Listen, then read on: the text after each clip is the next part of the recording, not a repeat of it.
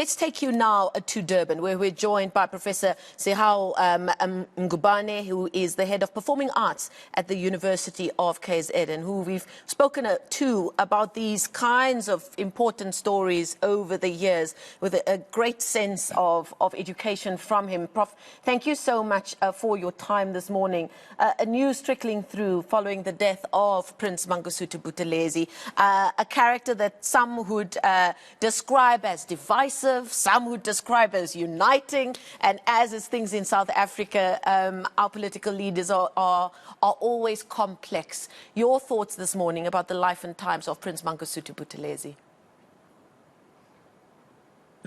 Thank you for inviting me, and condolences to the family of Buthelezi.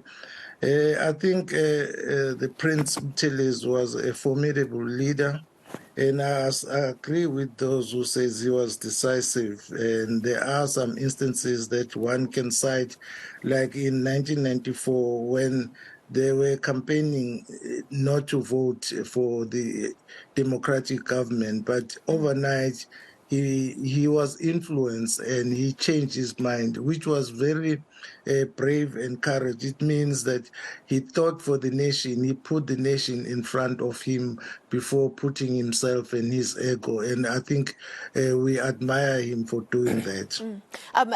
Interesting that you do point to that specifically, because we have been spending quite a lot of time speaking about these landmark moments in our history, specifically around the transition to democracy.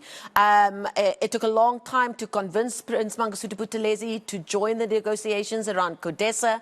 It was also a long time, or almost an 11th-hour decision for the eNCA Freedom Party to find itself on the ballot for the 1994 elections. What do you think drove the Prince in how he made those decisions during those important times in South Africa's political history?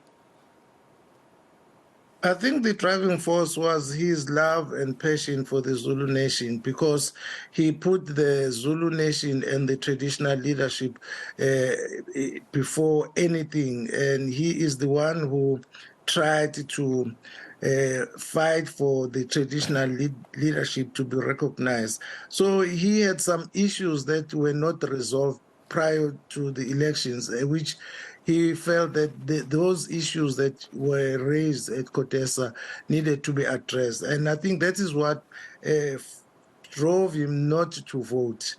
But all of a sudden, he changed his mind and took the decision that they are going ahead with going through the ballot. So I think in his mind, he thought, since we were entering in a democratic government and environment, the African people, more especially the Zulu people, should be catered for in the new dispensation. So I think that was the driving force.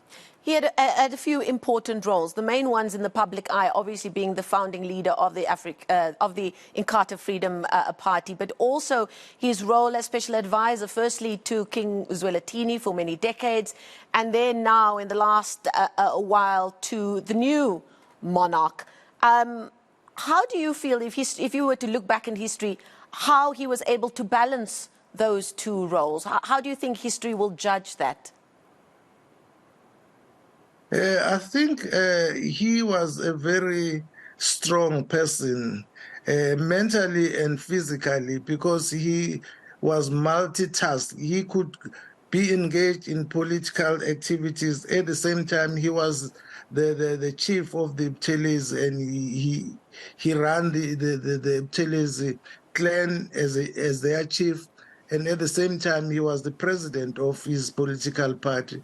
So he could juggle his time to satisfy most of the demands of these organizations that he stood for. I think that he was quite a courageous person, and a person who was strong and also dedicated to success.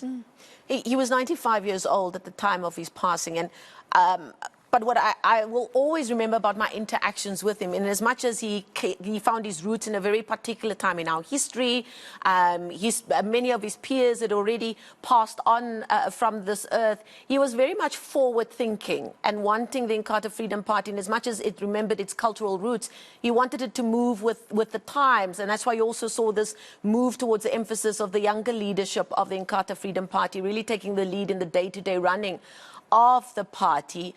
Where do you think that belief stemmed from, that belief in moving the organization and the people forward? Yeah, I think you are right. I think that's, I agree with you, because he delegated most of his powers to the young leaders within his party. And we know that some of the leaders wants to die in the office, but for him, he stepped back because he was becoming frail and sickly, and he said, no, let me delegate powers to the young leadership so that they carry the torch forward. I think that was forward-looking. Professor, now you're speaking to Mabutho Ngcobo. Talk to us about Inkosi Mangosuthu Buthelezi as his contribution in the Zulu culture and promoting the Zulu culture and tradition. We know that every year, even before the new democratic government, there will be this annual King Shaka commemoration on the 24th of September, which later on, when during the CODESA talks, it became known as a Heritage Day. So talk to us about, we know that also from time to time during Umkhosi Womhlanga, he would be seen there singing with Amabutho and teaching others to sing. You from the UKZN performing art. Talk to us about that, and also about probably maybe the influence of his mother, Umntwana Umagogo, because he was also a musician as well. He used to play ugubu. Can you talk about that as well, other than the political role? Because probably maybe some of the historical fact may be obscured because of more focus on historical issues and political issues. Can you talk to us about that? Yes, thank you, Mapolova. I think you are right when you say that he was mainly influenced by his mother, Princess Makoko, who was also a singer. She used to play umakweyana, and she brought him up through that kind of passion for the nation, passion for singing, passion for hymns. And we would witness him when there were umkhosi, all the ceremonies in the monarch.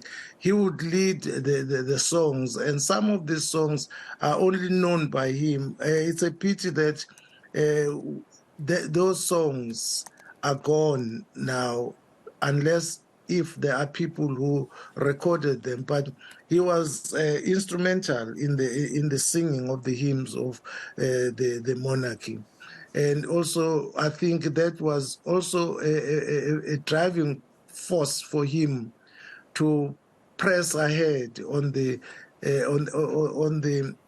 development of the nation. Let's also talk about him, his role, especially in the 70s. Remember that there was a struggle in the royal family that we see today before the late King Zwelithini took over the reins. And also recently with the current king, we saw his role as well in trying to make sure that he becomes the king of AmaZulu, King Misuzulu. Can you also talk about that as well? There's a line in the praise poem of the late King Zwelithini, which says, "Bejane phume esiqiwini." I think he tried to warn the late king to come out of school because there was a problem with the regent at that time, uMntwana omkhulu UKZN Zulu, who was on the throne at that time as a regent, and there were challenges that forced Umntwana kaPhindangene to influence the late king to come and take over the reins. And I think he was very instrumental during the coronation and the installation of King Zwelithini.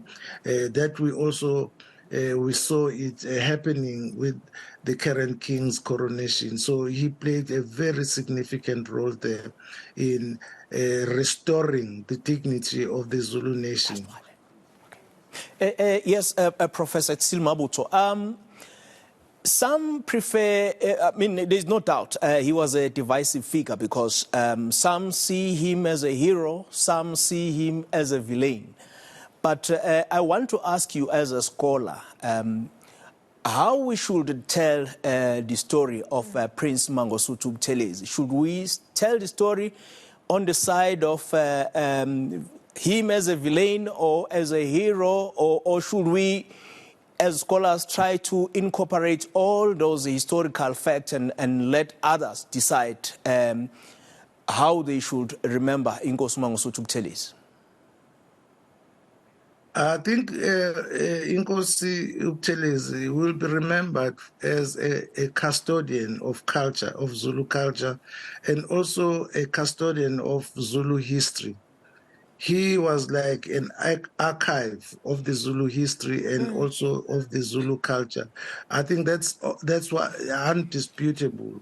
If people see him on the other side, because any coin has got two sides, so there are people who will think otherwise about him, but he has stood firm for the upliftment of the Zulu nation. Some of the countries and nations only knew that there was King Shaka from KwaZulu, but he made the history of the Zulu nation alive until his last moment. Prof, just in close... That's what I think he will be remembered for. Indeed.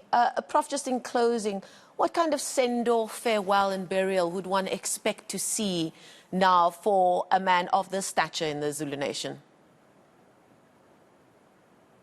That will be in the hands of the family, and we must give the family space to send him off in a very respectable manner. And I think that will happen because I think everyone is paying tribute to the late Prince. And I think the family should take over and enjoy their privacy in mourning the prince. Indeed. Okay. Thank you so much for your time this morning. Professor Sihawu Ngubane is the head of performing arts at the University of KZN, joining us virtually from Durban.